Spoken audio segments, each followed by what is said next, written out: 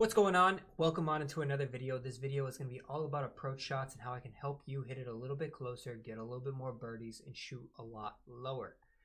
This video kind of came up as I was playing my live stream this past Sunday for the TGC qualifying event, and I calculate everything very quickly, and it kind of just goes in my head, and I don't really like talk it out throughout the process. So this is going to be an entire video. I'm going to play 2 holes on this par 3 course and kind of talk to you guys slowly, so that way you can understand better of exactly what goes through my mind and how to approach the greens in the most important part that probably a lot of people don't actually do when they play this game.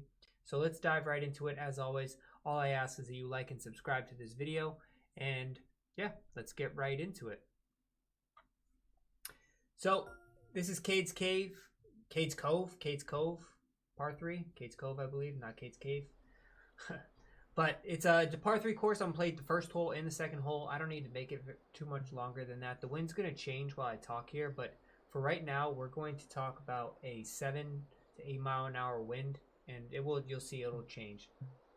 But essentially, there's multiple things you got to layer through, and I normally go through this process very quickly, so I'm going to slow it down here. First thing you should always check is your lie. Obviously, this is a very flat lie because we are on a tee box, so there is no lie penalty, but make sure you always check your lie first. The next thing you want to do is check your wind. So this wind is a little bit different. The wind is a little bit right to left here, and it is helping slightly, but not a great deal. So how do I calculate this wind that's going sideways? Well, you kind of have to gauge essentially how sideways it is. This is helping a little bit, so what I would do is probably half of this wind. So it's at 10 miles an hour right now, so I'd actually cut that in half to about 5 miles an hour. Now that's 5 miles an hour of a help wind. So right now this flag is 178 yards, so if I calculate about 5 to 6 miles per hour, and if you have not seen my video on elevation and wind and crosswinds, I have all 3 of those up on my channel, and I highly recommend you go check those out so you get actual numbers and you get the full breakdown of the differences between the 5 mile an hour wind, the 12 mile an hour wind, the 15 and the 20 mile an hour wind, and you just get your numbers. But I'm going to cover them briefly here, so you'll get a bit of it, but if you want the more in-depth analysis, go check those videos out.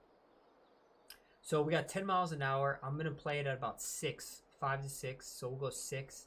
So that's a help wind. So I have 178 yards, and I want to take that off because it's a help.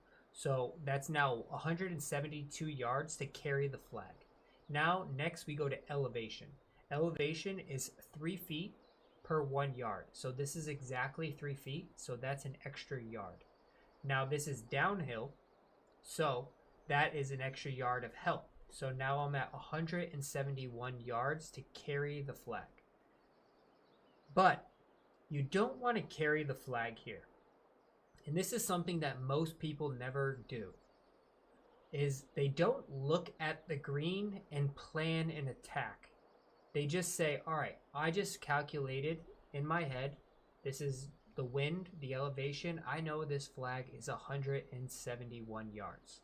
But the problem is, if you look closer here, this is actually a green that is running away from you.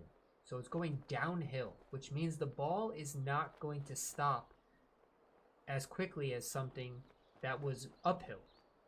So you have to account for that extra rollout. Now, if you got to pay attention, I have the greens right now on firm and fast, so the balls will roll out a lot. Obviously, if you're playing on a slower green, maybe on a lower difficulty, they may not roll out as much. But in this situation, they are going to roll out. And you can see the wind is changing, and it's behind us helping, which means also the ball is going to roll out even more because it's much harder to get the ball to stop when it is going downwind. So those 2 factors right there completely change this hole and make it I don't need to hit to the flag. I actually have to land it way short of the flag, somewhere around this box here. Because if you see, and I use the contours of this green properly, which you probably should see here, is I have a bank that is going this way, and I have a bank that is going this way, and I have a bank that is going downhill. What this means is it's creating this nice picture here of an alley that if I land the ball at the bottom of this bank, somewhere in this little circle here, I know I can run it right down here. And if I zoom in here, you can see mentally I'm creating a box, like a 4x4 or a 4x5 box right here that I see these beads are not moving that fast. This is right where I want it to land. Somewhere in this box would be a perfect spot for a really good birdie opportunity. So in order to do that, I actually need to know that it's going to roll out.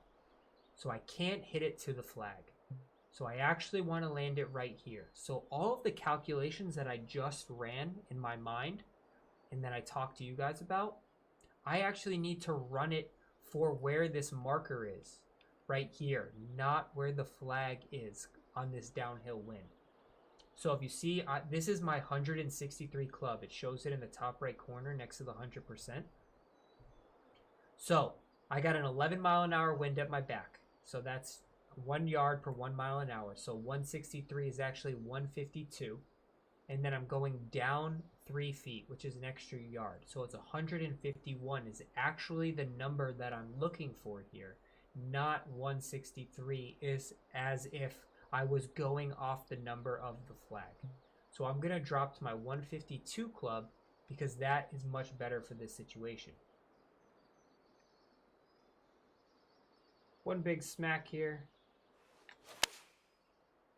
Perfect, 101%. Should hit right in the spot we're looking for. Big kick off this downhill like we talked about. Rolling on down. And we're in a pretty good spot there. So this is a slight downhill. We didn't hit our spot fully, but this is a pretty good look at it.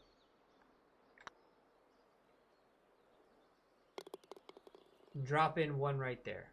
So that's one. Did I miss a spot slightly? I probably could have hit a partial with the next club up to give it a little bit more. But that's still a much better spot than a putt that I probably could have had in a different area. So let's talk about this hole. This is a little bit different. The wind is in our face compared to going downhill. So I see 2 tiers here. First off, did we check lie? Lie is the same. Now we're going into wind. I'm going into, which means anything above like 7 to 8 miles an hour, the ball is not going to roll out. So you have to carry everything. So everything is going to be carry distance here.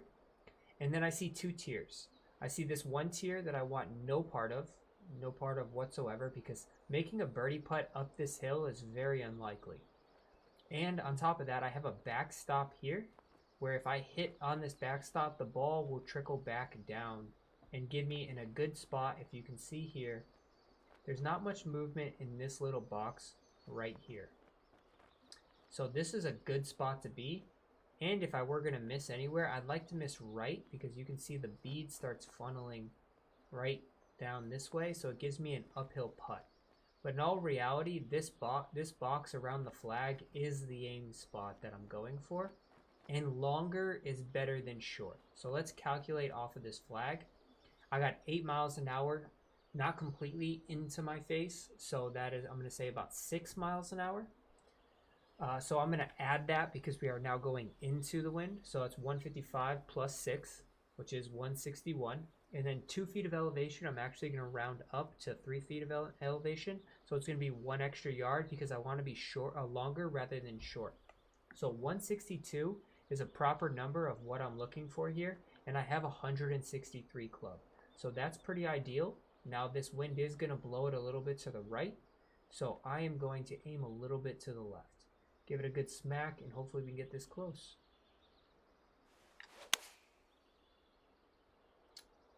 The wind's taking it on in.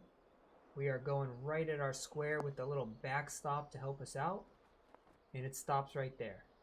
Now, once again, would I like this to be right next to the flag? Absolutely would I love it to be right next to the flag. But in all reality, there's so much trouble on this hole that you're not always going to be able to hit them within 1 feet of the flag. So this is a pretty makeable opportunity compared to something that if you were in this lower tier down here. Like you're much more likely to make this than you are likely to make something down there.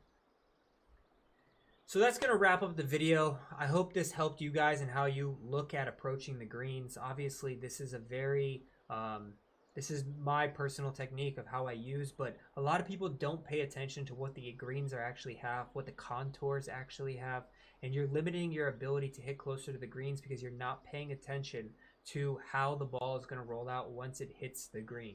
A lot of people just play mindlessly and they just hit it, and they don't actually calculate it. The more you do this, the more you practice this, the faster it'll be. So for me, I can calculate this very quickly off of just a quick look. So it's something that build yourself up to and get used to it, but eventually you're going to be good at it, and it's going to happen very fast, and you're going to be playing your rounds a lot quicker. So I hope you guys like this video. Leave a comment down below if this helps you guys out, and I will catch you all later. Thanks for watching.